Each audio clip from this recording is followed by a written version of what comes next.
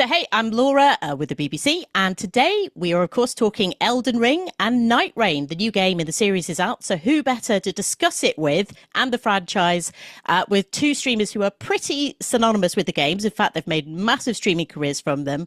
So, guys, hello, introduce yourselves. Oh, I'm MissMikka. I'm a streamer. I'm basically do a lot of challenge runs, especially in Elden Ring.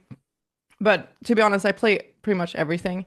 In Elden Ring, I've done a lot of dance pad challenges. I guess that's what's garnered me most attention on stream. I've also done runs, various different challenges where I'm playing in different ways, and I have about 2,000 hours in Elden Ring now, so a lot of experience. Hi everyone, I'm Perri. I think what's garnered me most attention is my mind control runs of Elden Ring. It was the first game I've ever played with mind control properly, and so that's been very, very fun. I do a lot of tech projects. So I do the mind control things, but I'm running a 3D live stream right now and a bunch of other stuff, controlling drones with my mind and things like that. And that's what I do. That's what I really like. And that's me.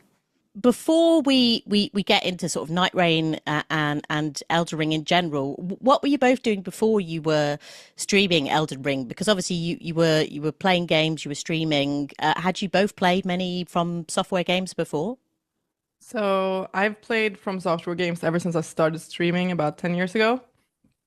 I focused a lot back then on a variety of games like I do now, but I did a lot of Dark Souls 3 challenge runs, playing the game level 1 and stuff like that. It's always, for me, it's always been about challenging myself. So I never take any shortcuts, like using like OP weapons or Spirit Ashes and stuff like that, and magic, ranged.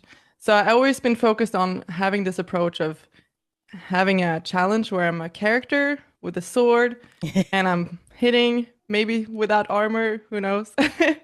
I am actually quite new to gaming, relatively speaking. I was at uni when I first started streaming, so I was a big nerd and I was into the research, or I was into research and things like that. So I started doing these psychology education streams. And the reason I actually got into gaming was because of these projects. So I found an EEG. I was studying neuroscience, so I knew all about it, which was a big advantage. And I found this EEG and I thought it could make a really good addition to horror games or things like that, or just on stream showing my brain activity. And then it sort of all spiraled out of control there. And honestly, the first game properly that I really got into and finished was